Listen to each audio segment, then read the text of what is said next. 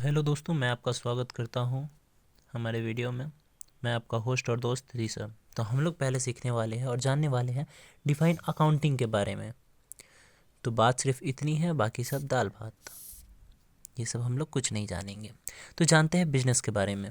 Business चाहे वो बड़ा हो या छोटा हो, छोटा हो चाहे बड़ा हो, उसमें अकाउंटिंग्स की ज़रूरत पड़ती ही पड़ती है। अकाउंटिंग क्या होता है?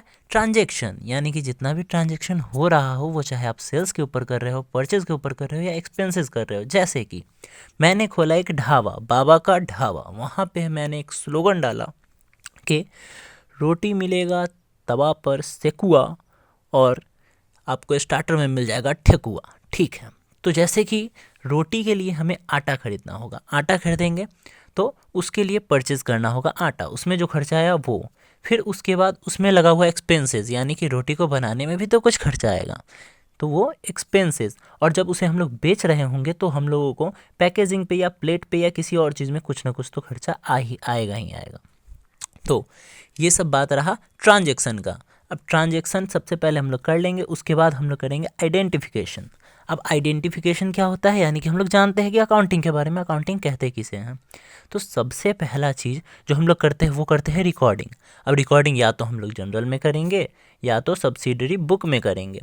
अब जनरल और सब्सिडरी बुक क्या होता है? जनरल में हम लोग क्या करते हैं कि एक टेबल बनाते हैं अकाउंटिंग का और देखते हैं उसमें कि क्या क्या खर्चा हुआ है और उसे लिखते हैं सीरियल वाइज, यानी कि डेट वाइज। और सब्सिडरी डायरी बुक, जैसे कि इस तरह से सब्सिडरी बुक जो होता है उसमें भी सेम चीज़ हम लोग करते हैं कि उसके बारे में लिखते हैं कि क्या खर्चा आया है हम लोगों का। अब रिकॉर्डिंग के बाद हम लोग करते हैं क्लासिफिकेशन। क्लासिफिकेशन का मतलब बंटवारा, भाइयों के बीच में बंटवारा। तो बंटवारा में क्या करते हैं कि जो भी एक्सपेंसेस होते हैं, सेल्स होते हैं या परचेज के पीछे जो खर्चा होता है, यानी कि अलग अलग टाइप का जो खर्चा होता है, सबको अलग अलग बांट देते हैं और उसके लिए एक लीजर अकाउंट बनाते हैं और उसमें सबको डाल देते हैं अलग अलग। उसके बाद समराइजेशन, यानी कि हम लोग समरी तैयार करते हैं, एक छोटा सा डेटा तैयार करते हैं जिसमें लोगों को पता चल सके कि अच्छा इसमें कहाँ खर्चा हुआ है और कहाँ प्रॉफिट हो रहा है, और लोग उसे आसानी से समझ सके, इसलिए हम लोग समराइजेशन करते हैं। समराइजेशन करने के लिए या तो हम लोग ट्रायल बैलेंस बनाते हैं या तो फाइनेंशियल अकाउंट बनाते हैं। ओके, अब इसके आगे हम लोग देखते हैं मीनिंग ऑफ अकाउंटिंग के बारे में। Accounting is the process of recording, classifying and summarising financial transaction to provide information that is useful in making business decision. यानी कि अकाउंटिंग वो है जिसमें हम लोग डेटा को, यानी कि ट्रांजैक्शन जो होता है, फाइनेंशियल डेटा जो होता है उसको रिकॉर्ड करते हैं, उसे क्लासिफिकेशन यानी कि अलग अलग तरीके से बांटते हैं, समराइजिंग यानी कि उसे छोटे फॉर्म में लाते हैं ताकि लोग आसानी से समझ सके और ज़्यादा कॉम्प्लिकेटेड ना हो। जो भी ट्रांजैक्शन से जुड़ा हुआ चीज़ होता है उसे हम लोग अलग अलग क्लासिफिकेशन करते हैं, उसे समराइजिंग करते हैं और प्रोवाइड करते हैं लोगों को, मतलब जो भी उस बिज़नेस से जुड़े हुए रहते हैं उन लोगों को प्रोवाइड करते हैं जो भी उसमें यूज़फुल इंफॉर्मेशन वगैरह होता है। अब मीनिंग ऑफ रिकॉर्डिंग, यानी कि रिकॉर्डिंग का मतलब क्या होता है? We record only those transactions which are of financial characters. यानी कि हम लोग सिर्फ उस टाइप के ट्रांजेक्शन को रिकॉर्ड करते हैं जो कि फाइनेंशियल ट्रांजेक्शन होते हैं। रिकॉर्ड करने का मतलब मैंने बताया है कि कहीं पर लिखना या उसे रिकॉर्ड कर लेना कि हाँ फ्यूचर में हमें पता चल सके कि कहाँ पर हमारा कितना खर्चा हुआ है। We record this type of transaction in journal में, यानी कि हम लोग इस टाइप के जो ट्रांजेक्शन होते हैं उन्हें जनरल में रिकॉर्ड करते हैं डेट वाइज ही रिकॉर्ड करने को हम लोग बोलते हैं क्रोनोलॉजिकल ऑर्डर, यानी कि डेट वाइज लगातार एक सीरियल ऑर्डर में उसे रिकॉर्ड करना। Okay, meaning of classification. अब क्लासिफिकेशन के बारे में हम लोग जानने जा रहे हैं कि मीनिंग ऑफ क्लासिफिकेशन होता क्या है।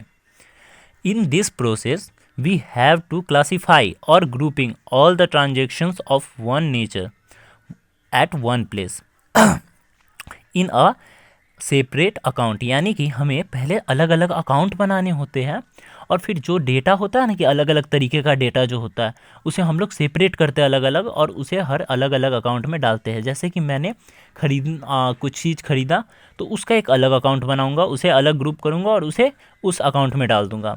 फिर मान लो कि मैंने ख़रीदने के बाद उसे बनाने में, चीज़ को जो बना रहा हूँ मैं, तो उस चीज़ को बनाने में, जैसे कि जूता बना रहा हूँ, जूता का जो रॉ मटेरियल खरीदा उसका एक्सपेंसेस आया वो अलग अकाउंट में डाला। अब उसको बनाने में जो खर्चा आ रहा है उसको मैं अलग अकाउंट में डालूंगा, मतलब जूता को खरीदने में जो आया उसे अलग अकाउंट में, अब जूता बनाने में जो आया उसे अलग अकाउंट में, और बेचने के लिए जो पैकेजिंग वगैरह में आएगा ना उसे अलग अकाउंट में। तो सभी को सेपरेट सेपरेट करके अलग अलग अकाउंट में डाल दूंगा। This process is known as ledger posting, मतलब इस प्रोसेस को हम लोग लीजर पोस्टिंग कहते हैं, यानी कि अलग अलग जगहों पे इसे डालना, अलग अलग अकाउंट्स में इसे डालना। Here we have to make different ledger accounts, यानी कि हमें यहाँ अलग अलग लीजर अकाउंट्स बनाने होते हैं। And put all the transactions in different accounts, और सारे ट्रांजेक्शन्स को अलग अलग अकाउंट में डाल देते हैं, सब अलग अलग टाइप के ट्रांजेक्शन्स को अलग अलग अकाउंट में।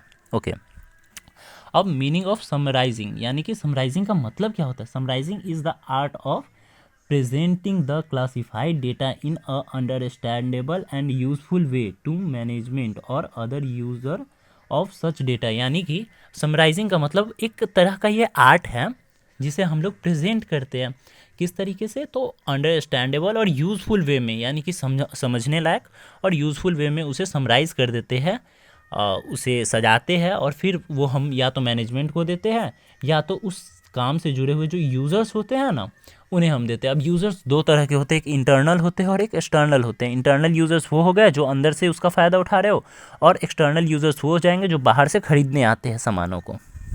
ओके अब आगे बढ़ते हैं।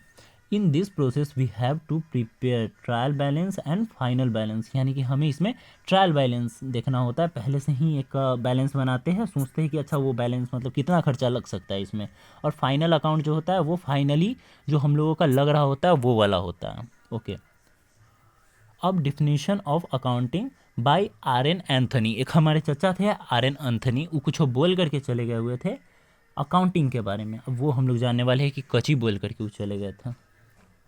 Near every business enterprise has accounting system.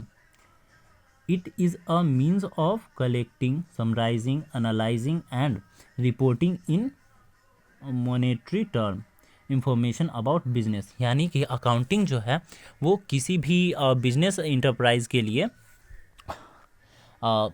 Collecting करने का, समराइजिंग करने का और एनालाइजिंग करने का, रिपोर्टिंग करने का, इन सभी का मॉनेटरी टर्म यानी कि पैसे से जुड़ा हुआ जो भी टर्म होता है ना उन सभी को एक जगह पे ला करके उसके बारे में इंफॉर्मेशन देने का काम करता है बिजनेस के जो भी यूज़र्स होते हैं उनको।